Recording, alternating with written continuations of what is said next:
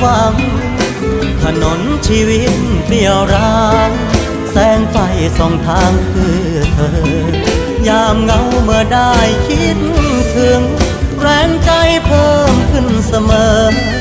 อยากบอกทุกครั้งที่เจอ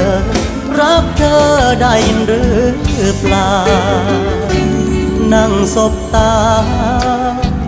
เวลาเลิกงานมีคำหวานหวานพูดกันเบา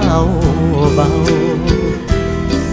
ผ่านอีก1 วันล้ำเข็นเห็นเธอเหมือนเห็นดวงดาวส่องจุดหมายอยู่ปลายทางเงาของคนสู้งาน